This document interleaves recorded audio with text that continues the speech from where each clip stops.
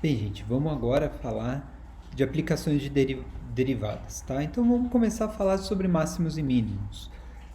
Essa é uma questão bem importante da aplicação de derivadas, que é onde você vai poder resolver, por exemplo, problemas que perguntam qual que é o menor custo de uma produção ou qual que é o maior lucro da venda entre produtos ou qual que é a menor área possível que eu consigo gastar dentro da minha plantação ou a menor embalagem, quanto que eu vou gastar um menor material para fazer uma embalagem, por exemplo, cilíndrica e assim por diante, tá? Então, para a gente entender um pouco sobre essas aplicações, vamos partir para algumas definições, tá? Então, a definição de máximo e mínimo, eu tenho seja um número c, né, no domínio de uma função f, então c será o valor máximo absoluto ou valor máximo global, tá, dessa função f, se a função que f assume em c, então f de c, for maior ou igual a f de x em todo o meu domínio. Então ele é o maior valor possível para a minha função. Tá? E o valor mínimo absoluto ou mínimo global, se esse valor f de c é o menor que a minha função assume no meu domínio. Perfeito? Aí a gente vai ter uma outra definição também, que se eu tenho o valor máximo global absoluto, eu tenho que definir também o local, porque a minha função pode ter vários máximos dentro de certos intervalos. Né? Então eu tenho o valor máximo local, que é quando meu f de c é maior ou igual a f de x em um determinado intervalo. Eu tenho meu valor mínimo local se esse f de c, for menor que f de x em um determinado intervalo. Tá bom? Então veja o seguinte, eu tenho aqui uma função arbitrária qualquer, f de x, vou delimitar alguns intervalos, tá? Intervalo 1, intervalo 2 ali, que vai, né, o intervalo 1 vai daqui até aqui, o intervalo 2 daqui até aqui, e vou pegar alguns pontos interessantes aí. Esse A, o B e o C. Então, vamos pensar primeiro no intervalo 1. O que, que a gente tem aqui? O que, que é o A nesse intervalo? Ele é meu mínimo local no intervalo 1. Veja que ele não é o mínimo, se eu olho a função inteira, ele não é o meu mínimo. Mas se eu olho só esse intervalo, que às vezes é o meu intervalo de interesse mesmo, ele é o mínimo, tá bom? Vamos agora para o próximo. Nesse segundo intervalo eu tenho dois pontos de interesse, tá? Quando eu olho o meu ponto B, o que, que ele é? Ele é meu máximo local dentro desse intervalo. Então, esse aqui é o maior valor que essa função vai obter dentro desse intervalo, daqui até aqui. Tá bom?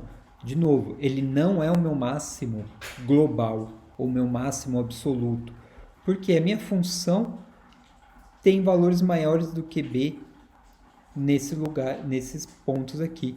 Só que eles não são meu intervalo de interesse, eu só estou falando isso aqui, no intervalo 2. E aí eu tenho o meu C, é meu mínimo local. Só que agora veja que se eu extrapolar fora dos meus dois intervalos, se eu quiser saber a análise em todo o domínio da minha função, C se torna um mínimo global. Tá bom? E se eu transformo o meu domínio da função na soma desses dois intervalos? Né? O que eu quero dizer é o domínio da minha função agora é desse ponto aqui, né? Aqui até aqui. Aí veja que agora o A ele continua sendo um mínimo local nesse intervalo, o B ele continua sendo um máximo local nesse intervalo aqui, 2, só que ele também é um máximo global, ele é o máximo valor absoluto que a minha função pode ter, né? Mesma coisa aqui para o C. Perfeito?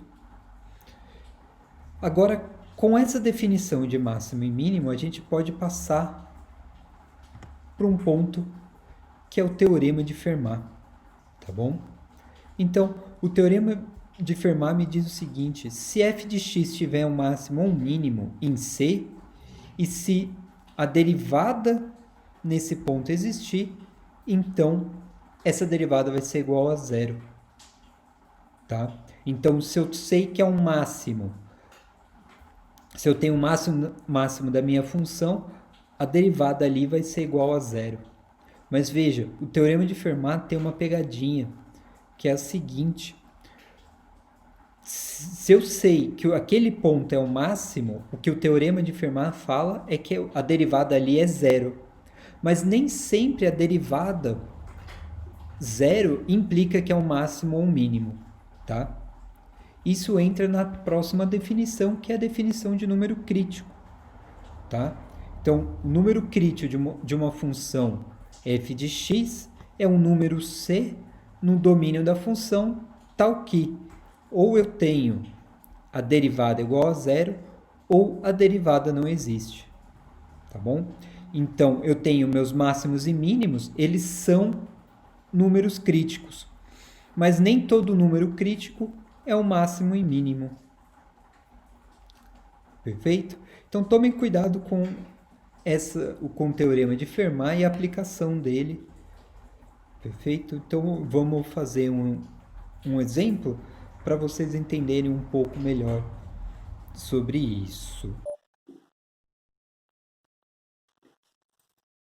Bom, a ideia aqui é encontrar os pontos críticos dessa função aqui. Então, a primeira coisa é o quê? Fazer a derivada. Tá? Então, f' de x vai ser derivada do primeiro, então cai 3/5 de x, fica 3/5 menos 1, então aqui fica menos 2/5 vezes o segundo, mais a derivada do primeiro, que é menos 1, vezes o segundo. Tá? Então, aí essa derivada aqui vai dar 12 menos 8x dividido por 5x a 2/5. Tá bom? Então, agora que a gente já sabe qual que é a derivada, a gente faz o que para encontrar os pontos críticos? A gente vê quando o meu f de x, né, o f de x crítico, né, veja que eu estou dando aqui um nome x crítico, vai ser quando a minha derivada é igual a zero. Então, aqui eu vou ter quando esse f' de x crítico é igual a 12 menos 8x crítico dividido por 5x crítico elevado a 2/5. Isso tudo igual a zero. Então, isso aqui vai se cancelar. Aqui eu posso dividir tudo por 4. Isso aqui vai dar 2, isso aqui vai dar 3. Vou ter o que, então? 3 menos 2x crítico é igual a zero. Isso aqui me dá que o x crítico da função é 3 meios. Tá? Então, isso aqui é 3 meios, x é igual a 3 meios, é um ponto crítico da função. Perfeito? Mas não para por aí. Qual que é a outra condição de ponto crítico? Essa é a função, se meu f de x crítico ele também não existe, né? A derivada no ponto crítico não existe. Então eu vou olhar aqui a minha função, a quando que meu f de x, f' de x, não existe. Né? Que eu tenho 12 menos 8x sobre 5x 2/5. Quando que essa função aqui não existe? Quando o meu x for igual a zero. Então, meus pontos críticos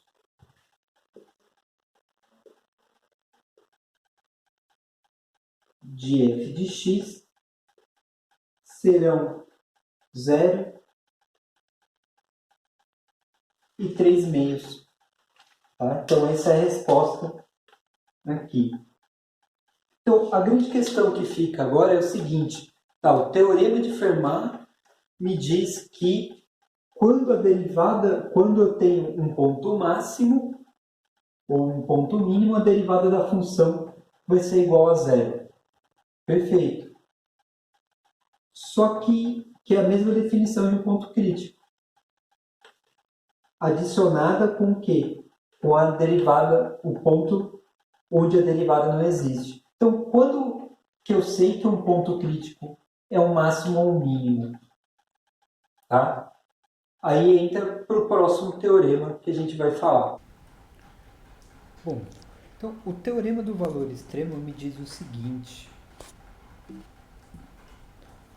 Então, se eu tenho f de x contínua no intervalo fechado A e B, então f assume um valor máximo absoluto fc e um valor mínimo absoluto em fd, né, nesses pontos C e D, que estão contidos dentro do meu intervalo.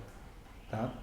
Para uma explicação um pouco mais gráfica, vamos lá para a lousa para conseguir fazer isso.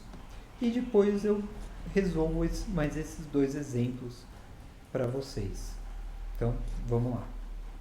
Então, para entender melhor graficamente o teorema do valor extremo, eu tenho 3 exemplos aqui. Lembrando que todos eles estão dentro de um intervalo A e B. E o que diz o teorema? Dentro desse intervalo, eu tenho um valor f de c que vai ser máximo e eu tenho um valor f de d que vai ser mínimo. Tá? Com certeza, se eu tenho um intervalo fechado de A e B, eu vou ter um valor c que corresponde ao máximo e um valor d que corresponde ao mínimo. Então veja aqui nessa função, a gente tem aqui o intervalo fechado A e B. Então a gente vai ter um ponto de máximo C e um ponto de mínimo D. Então aqui vai ser D, C, aqui vai ser D, aqui vai ser F de D, aqui vai ser F de C. Perfeito? O que acontece é que nem sempre ele vai estar no meio do meu intervalo, pode estar nos extremos. Por exemplo, aqui, o que a gente tem de novo? A gente tem um ponto A, o ponto B. A gente vai ter, então, que o ponto de máximo dessa função nesse intervalo, meu máximo local, vai ser aqui. Aqui é meu f de c. E veja o seguinte, o meu d, o que seria o meu ponto de mínimo, está onde? Está junto com b. Então aqui eu tenho meu f de d, está ali no extremo. Tá bom? Mesma coisa é que eu não necessariamente eu tenho somente um valor, eu posso ter mais de um, tanto para o máximo quanto para o mínimo. Então, por exemplo, aqui, né, tenho A e B. Esse aqui, com certeza, é o mínimo da minha função. Só que aqui, eu tenho o quê? Dois valores que são iguais. Então, esse aqui vai ser um ponto crítico de máximo 1. Um ponto crítico que é o máximo, que é um C2. Então, aqui é um F de C2, F de C1. Aqui F de C1 é igual a F de C2, que é máximo. Que é o máximo dentro desse mesmo intervalo. Então, quando eu faço o cálculo para saber quantos números críticos eu tenho dentro de um intervalo, ali pelo menos eu vou ter o máximo e vou ter o mínimo. Tá bom? Então vamos fazer agora um exemplo a respeito desses números do teorema de Fermat, de números críticos e o teorema do valor extremo.